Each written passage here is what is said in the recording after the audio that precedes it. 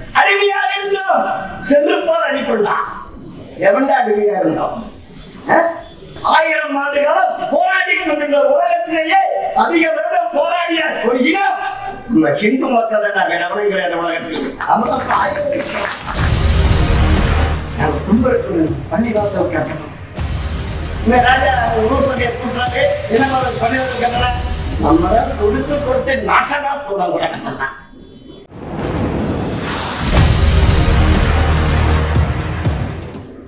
மதம் மாற்றம் இன்னைக்கு நம்ம எல்லாம் சொல்ற கிறிஸ்துவ மாற்றம் ஐயா. ஒரு முக்கிய செய்தி, உச்ச நீதிமன்றத்திலே பரபரப்பு. பாரத தேசத்து மக்கள் என்னை கட்டாயமாக மதம் மாற்ற முயற்சி செய்கிறார் என்று இயேசுநாதர் பரபரப்பு வாக்கு மூலம் இந்த மதம் மாற்ற சக்திகள் என்று தன்னை காப்பாற்ற வேண்டும் என்று பாரத பிரதமருக்கு இயேசுநாதர் கடிதம்.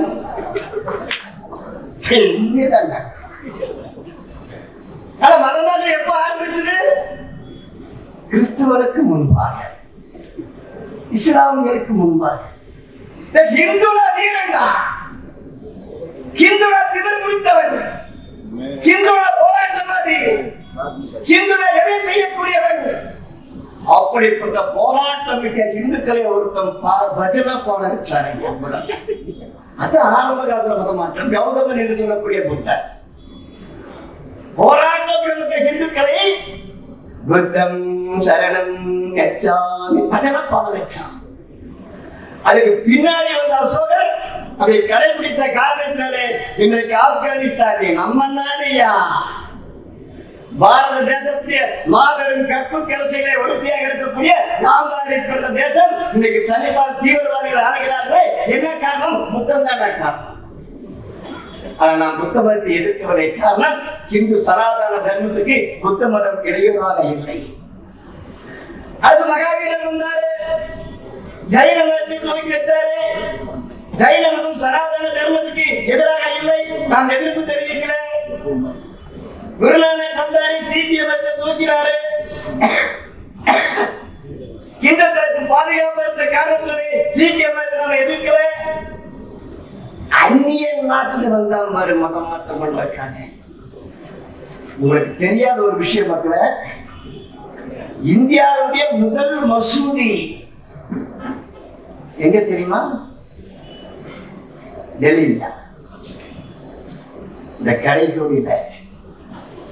முஸ்லிம் மக்கள் இந்த நாட்டின் மீது படையெடுத்து வருவதற்கு முன்பாகவே அரபு நாட்டோடு கடல் வழியாக வாணிகம் செய்தது பாரதம். எல்லாருக்கும் படிச்சவங்க எல்லாருக்குமே தெரியும். ஒரு நாள் அரபு நாட்டு கப்பல் வருது. எங்க வருது? மலபார் கடற்கரைக்கு கேரளாவுக்கு வருது. ஒரு 12 அரேபியர்கள் இறங்குகிறார்கள். 2 பேரு கல்யாணம் ஆகுங்க, புருஷன் 4 பேரு, பாக்கி 8 பேரு கல்யாணம் ஆகாதவங்க. இந்த மலபார் கடற்கரைக்கு வந்து இறங்குறாங்க கேரளாவிலே. அந்த நாட்டு ராஜா கிட்ட போற சேரமான் பெருமாள்.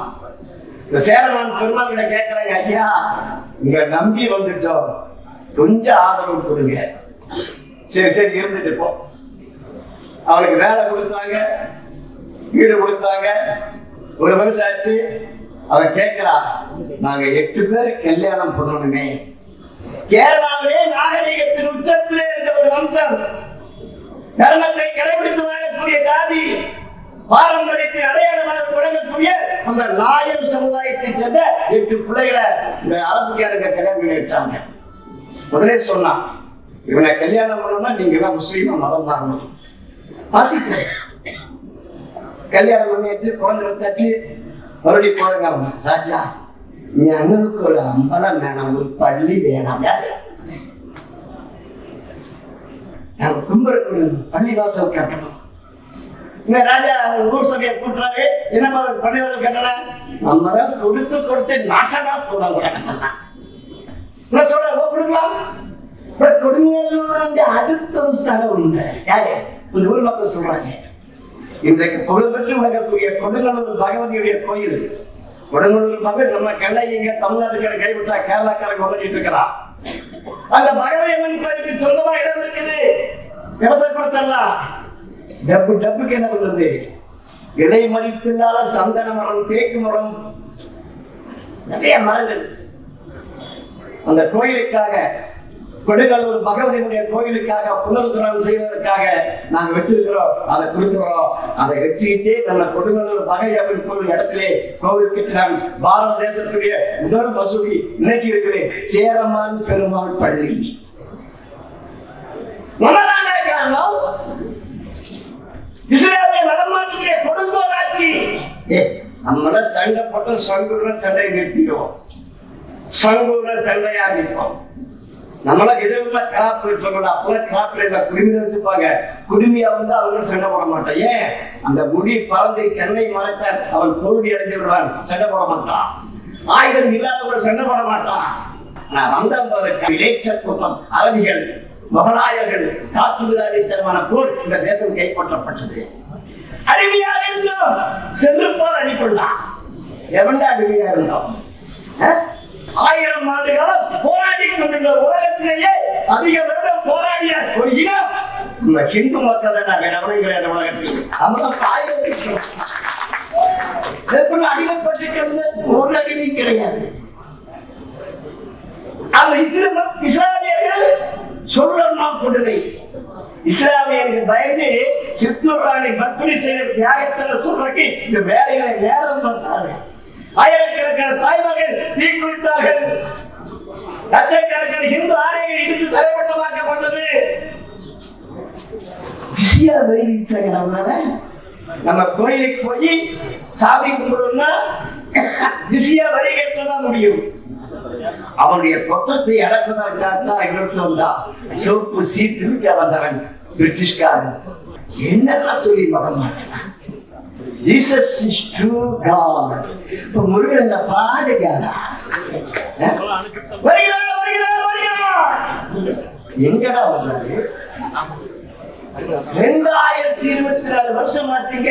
இந்த உலகத்திலே சொல்லக்கூடிய மிகப்பெரிய பொய் Jesus is coming soon.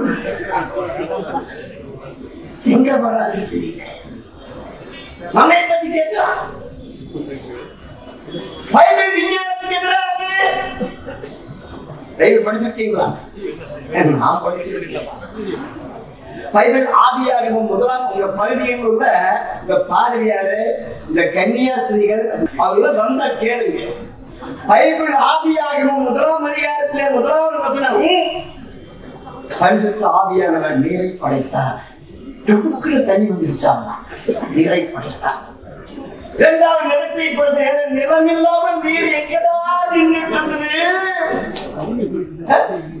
வானத்தை படைத்தார், தைகுணத்தை படைத்தார், நட்சத்திரத்தை படைத்தார், சூரியனை படைத்தார்.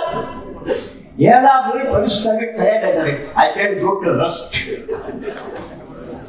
இந்த உலகத்தில் வளங்களை எல்லாம் அனுபவிப்பதற்காக ஆதாம் என்று சொல்லக்கூடிய ஒரு ஆண்மகனை படைத்தார். நான் என்ன பரிசுத்த ஆவி. ஆதாமை படைத்தார்.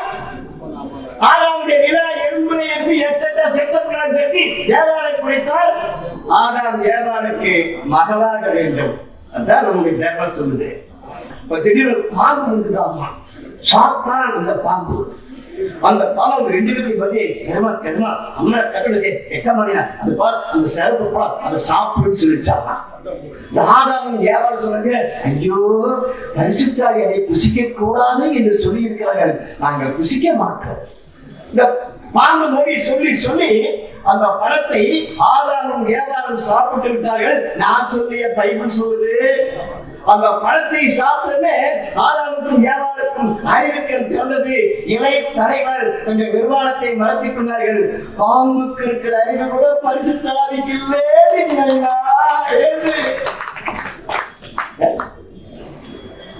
பைபிள் முழுக்க ஆபாச கலக்கியம் நிறைய பேசணும். பைபிள் உருப்படியா இருக்கா? உலகத்தை உருண்டை என்று சொல்வதற்காக கலீலியோவை கல்லால் எடுத்துக் கொண்டவர்கள் கிறிஸ்தவர்கள். சோப்பு போப்பு மகன் கேட்டிருக்கிறார்கள். நாங்கள் செய்து தவறு என்று இயேசுநாதரை சிலுவையில் அடிக்கிறாங்க. சும்மா இல்ல, நச்சின் 5 ஆணியோ. இன்னைக்கு கிறிஸ்தவ சொல்றா, இந்த ஹிந்து வேதத்துல சொல்லி இருக்கு. என்ன சொல்லி இருக்கு? பஞ்சகாயாய நமக. எங்கடா சொல்லி இருக்கு?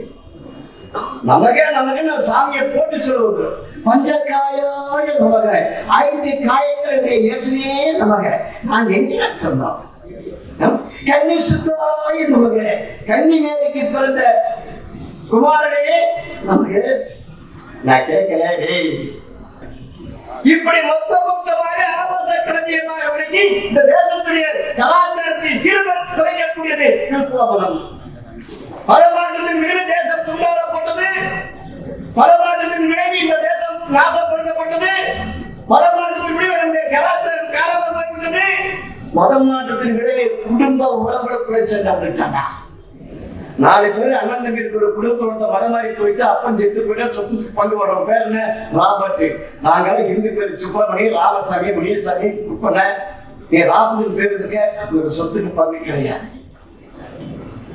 கேவலம்.